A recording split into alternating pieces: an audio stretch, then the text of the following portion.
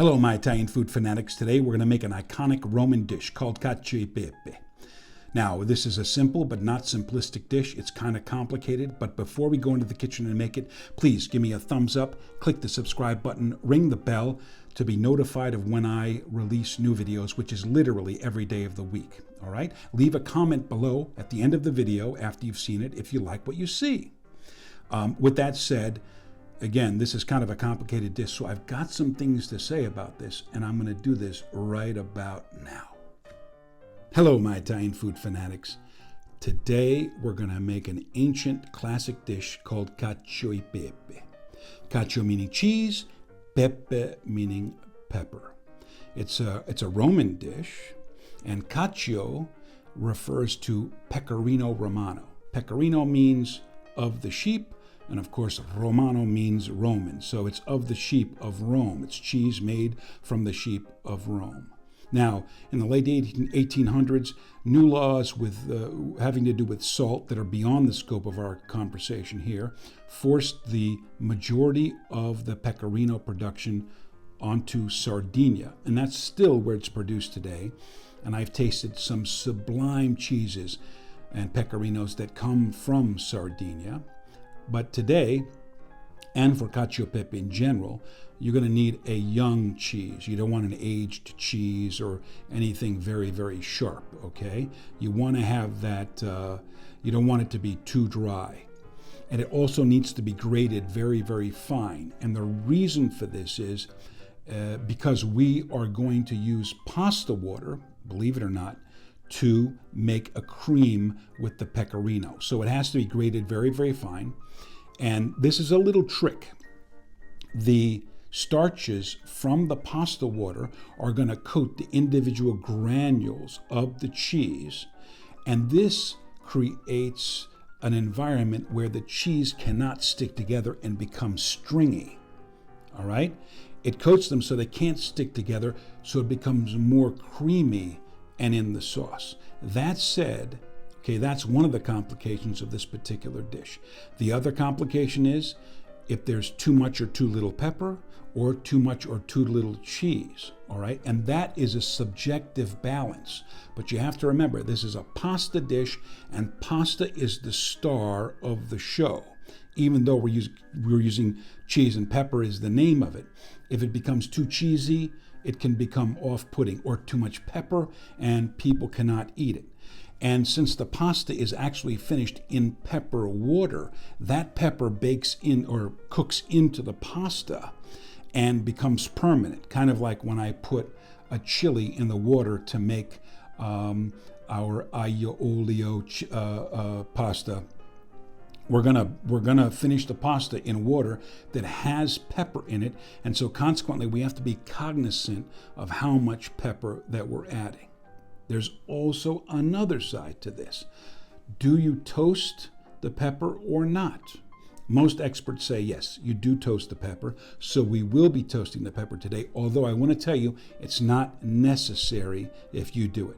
But we're just going to do it to be classic here. And we're going to use black peppercorns. Black peppercorns are essentially green peppercorns that have been cooked and then laid out to dry.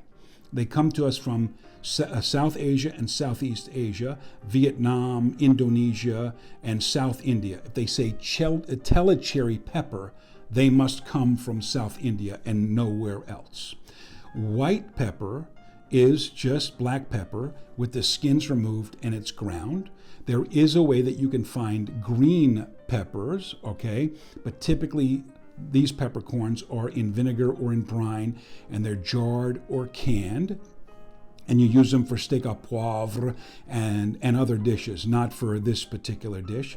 You can also find red pepper, and these are the fully ripe fruits that eventually turn into the black pepper that we know of. It's very difficult to find them totally red because you have to pick them at that point and then use them. Otherwise, they do oxidize and they turn black. And of course, there's pink peppercorns, and that's not pepper at all. Pink peppercorns are from a South American shrub, and they have nothing to do with pepper. But They have an interesting flavor to them, and you may want to try one day to make an interesting variation of cacio e pepe, which the Italians would say is not cacio e pepe, but you can do that as well. Now, last thing before we get started, you can either crush the peppercorns in a mortar and pestle, which we'll do today, or you can put them in a pepper grinder and do it that way, or you can very simply, and I'm going to show you how to do it, take a skillet or a pot at the bottom of it like we do in the restaurants, and then just crush the pepper. Now there's another thing too. How fine or how coarse should the pepper be ground? Some people want very, very rough. Some people like it very, very fine. It all, again, is subjective.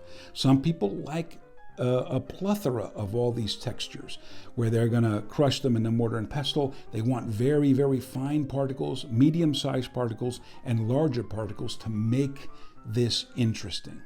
All I'm going to tell you is it's up to you. Okay? So that's a long preface for such a simple dish, but it's necessary. All right? So you have a complete understanding of this particular pasta dish. And you will only get a really complete understanding is after you make it. Because to do is to learn rather than just me talking to you. All right? Some of you are going to love it. Some of you are going to hate it. The first time I had it, I did not like cacio e pepe at all. It was only when I realized how to properly blend the ingredients so that the pasta is the star and Pepe and Cacio, the pepper and the cheese, are the supporting cast. The first time I had it, it was way too much cheese. So I'm going to show you, I'm going to make a little bit extra, and I'm going to show you how to temper in the cheese and taste as you go along to ensure that it's to your liking. The pepper part, it's going to take trial and error on your part because I don't know how fine or coarse you're going to like it or how much pepper. I'll give you some guidelines. Anyway, let's get started. All right, my Italian food fanatics, here we are. This is all that's necessary. We have some really high quality spaghetti. We have some young pecorino romano, and we have some peppercorns. I mean, how easy could that be? We're going to start by using a box grater, and on the one side, on the very fine side, we are going to grate some pecorino. So I'll come back when we're doing that. I like to get a bowl. Then we take the box grater and we just start to grate the cheese into that. Now I'm not going to sit here and do this and bore you to death. So I'll come back when this is done, when we have enough to make the sauce. All right? All right, so we have a reasonably nice amount of pecorino that's been really finely grated, and we're going to hold that for when we're going to make the sauce. We're going to take some of the pasta water and mix it in. Now we want to turn our attention to our peppercorns, which we're now going to go ahead and toast in a skillet on the fire. So to the stove we go. Okay, we have our skillet on a high heat on the stove, and we're going to take those peppercorns that I showed you and we're going to toast them. Now, toasting anything requires you to be there present for it, and it also requires that you constantly agitate and move this back and forth. Otherwise, one side is going to burn while the other side is going to remain essentially raw or uncolored or untoasted, all right? So you just can't put these on and walk away. You got to keep them moving, and even when they're done toasting, you have to keep them moving because you need to be able to cool them down so they don't burn, okay? Because they will continue to carry over cook even when they're off the heat, all right? So these are going to go into another bowl when we're done toasting them, and that's exactly what I'm going to be doing, is cooling them down. You'll know when they're done toasting when you get an aroma off of the pepper, and you can see them starting to slightly smoke, all right?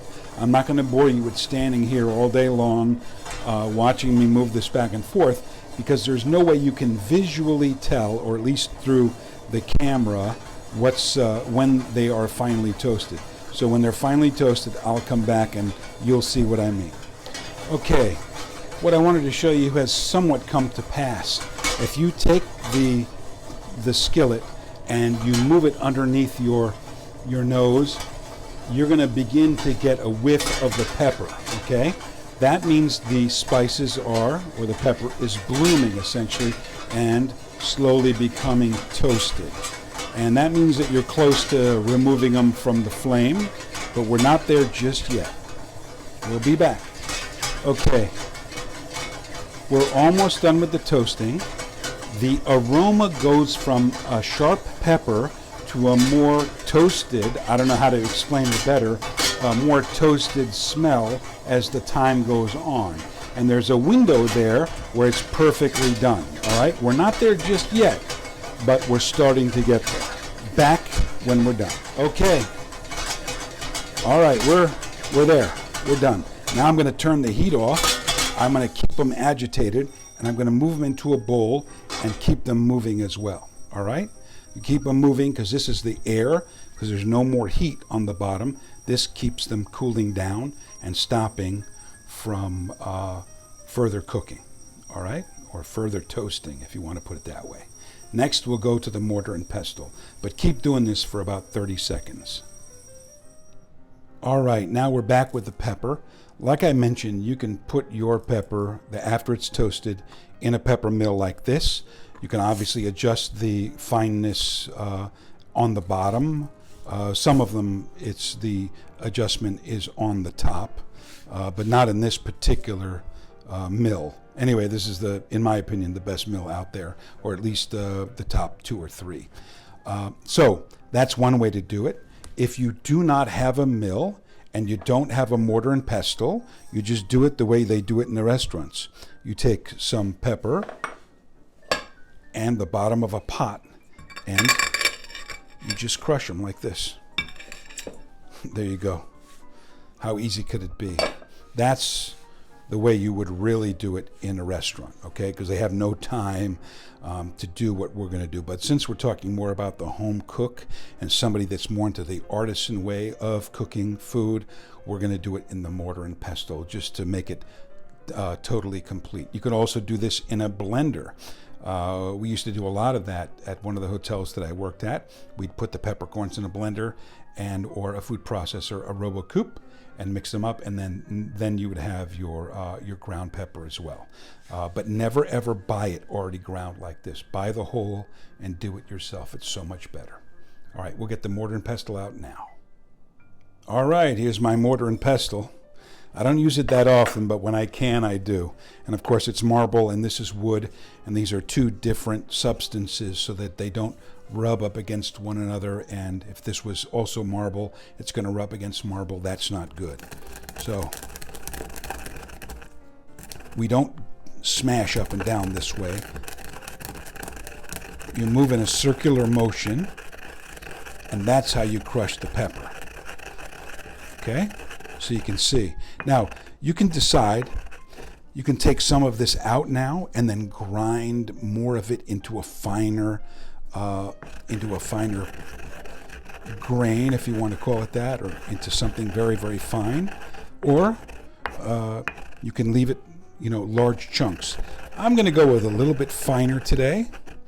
Not that I particularly like it that way, but I'm just showing you how to do it in the mortar and pestle. Okay, there you go. That's our toasted pepper, and we'll be back when it's time to cook. All right, here we are. Our sauce pot is on the flame. I'm going to add exactly 4 cups of water, as I always do. And this time, when it comes to a boil, we're only going to add 1 teaspoon of regular table salt. Why? Because the pecorino is very, very salty. We can always add salt into our dish, but we can't take salt away. So we want to keep these things in consideration. All right, we'll be back when this is at a boil. In the meantime, while our pasta water is coming to a boil, I want to share something with you. This is a little bit of pasta water. As you can see, it's murky because it's full of starch. What I'm going to do is heat this up just a little bit until it's warm, and then we're going to mix it in with our pecorino. Now, we have to do this. In other restaurants, they use cornstarch, and they mix it up prior to service because they don't want to spend the time to do what we're going to do constantly, and they can't have the pecorino be to be stringy. All right, so they use cornstarch to do the same thing that we're going to do classically, but with pasta water. I always save some pasta water, believe it or not. It may seem ridiculous, but that's exactly what I do, and that's what we're going to do here. Now, in a restaurant, if they're making it a la minute to order, what happens is in the pasta cooker, this water constantly cooks pasta all night long and becomes full of this starch. So for the restaurants, it's so much easier because they have pasta water and it's full of starch, constantly ready to be able to do this. That's why in the restaurant, it's going to be easier for them to do this than it is for us. We have to take a little bit more pain. It's kind of a little bit more of a pain to do it in the home this way, unless you don't mind it stringy. Some people don't mind, but this is the way to do it so it's not stringy, so it's creamy and nice, and you'll see what I mean in a moment. But now you know the reason why, number one, some of the restaurants that are famous for it use cornstarch. They mix it in with the pecorino and some water prior to service, and others that serve it a la minute or to order can do it because they have a lot of pasta water that is starchy already. The starch is going to coat the cheese, as I mentioned earlier. So we'll put this on the flame and get it somewhat warm. You don't want it too hot. Okay, my Italian food fanatics, we're going to put our salt in the water. That's exactly 1 teaspoon into 4 cups of water. Again, normally I put 2 teaspoons of regular table salt into 4 cups of water, but we don't need to add so much now because the pecorino is very, very salty. So we're going to add in our spaghetti. It's a very high quality spaghetti. You can see that it's somewhat dull and it's chalky almost on the outside. It's a very, very good quality spaghetti. And this will be al dente in roughly 10 minutes. Now, unlike many other pastas, this has to be done to the point of where it is, before we add the cheese, it's going to be done. But what we're going to do is only going to half cook it in this water, and then later on we're going to actually cook it in what I call pepper water, which is what makes the Cacio Pepe. You'll see. So this will go in for 6 minutes and then we'll come back. All right. Now here is our pecorino, and I have heated up the pasta water, okay, and I'm going to pour the pasta water inside of the bowl just like this, and we're going to use a whisk to mix it up. Now obviously there isn't enough pasta water in there just yet, but little by little we're going to add the pasta water and make a cream, or whatever you want to call it, with the pecorino. Okay? Now, believe it or not, that doesn't look like a lot of pecorino, but that's going to be enough for our uses. All right?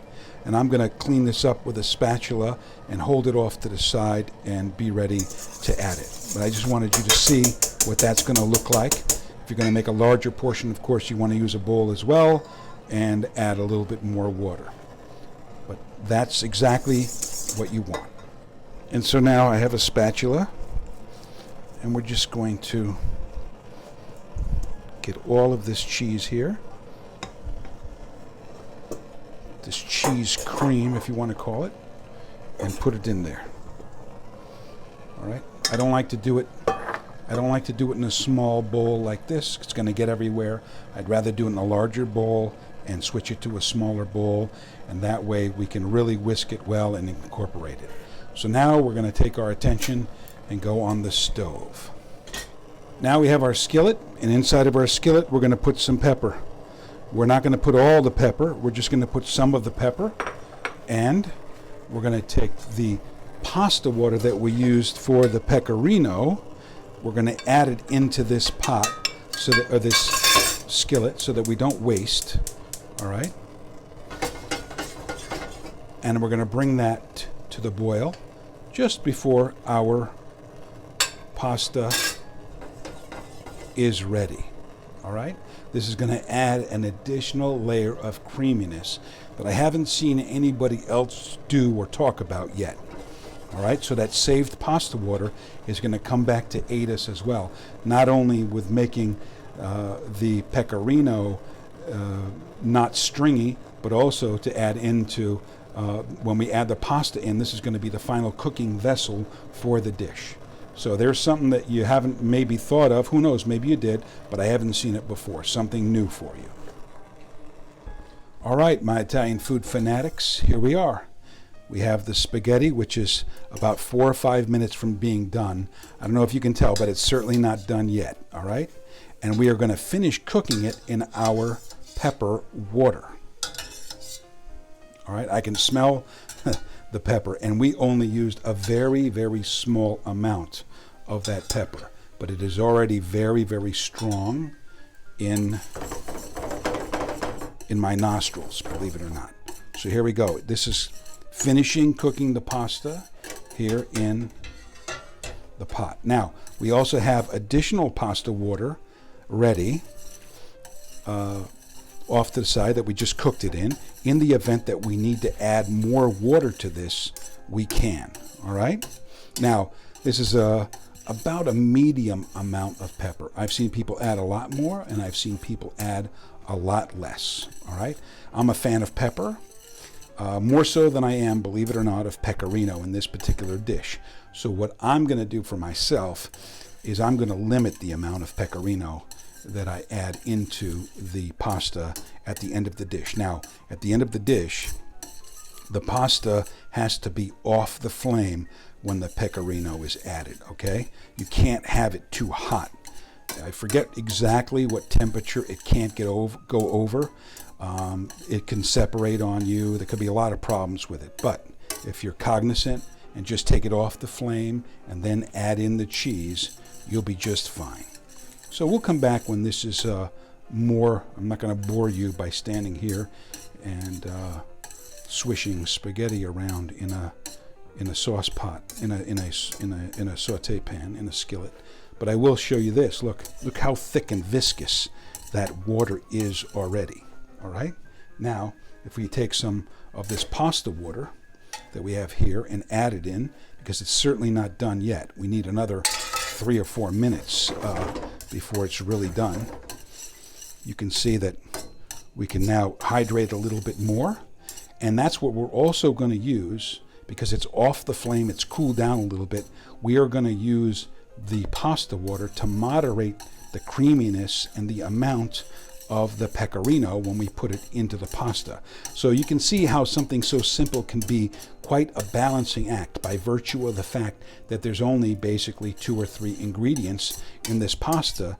Because of that, they become ultimately extremely important, all right? And the moderation of them is key into mastering and making an excellent dish here. So I'll be back. All right, the pasta is exactly where I personally like it, all right? And now we are going to slowly add in that pecorino. Now, normally I would do this in a different way for myself. If you weren't watching, I'd add a lot more. But I want to show you how you can moderate the amount of cheese in the dish. Okay, so it's creamy, all right, but we can add a little bit more. We can add a little bit more cheese. Okay. We don't need a lot of cheese. Remember, it's a balancing act. So you can see how absolutely creamy this is becoming. Okay? That's exactly what you want. In fact, you can add a little bit of water just to thin it out a tiny little bit, all right? And make it even more creamy. But it's off the heat, okay? And you see there's no stringiness with the cheese. Why? Because we have enveloped it with the starches from the pasta water. Now that to me, as far as the creaminess is concerned, I mean, look at that. That is where it's at. Any more cheese, in my opinion, and it's just too much. Any less, and it's not enough. There's a lot of pepper in there, and I kind of like that as well, all right? And you can always grate a little bit more pecorino on top, which I'm actually going to do for you to make it look nice. Not that I like it. I don't like too much pecorino, I already told you. But, you know, I got to have the picture for you guys. But anyway, here we go. We're going to plate it up now.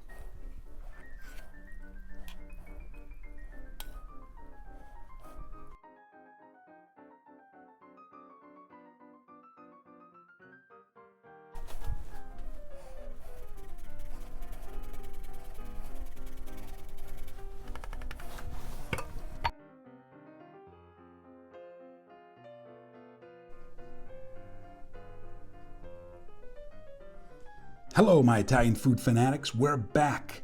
Now it's time to taste this thing. How sweet it is.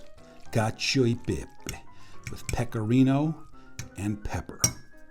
Now, like I mentioned earlier, I was not a big fan of this particular dish for a long time. Why? Because I never had it made properly for me, and I didn't know how to properly make it until I did a lot of experimenting, trial and error.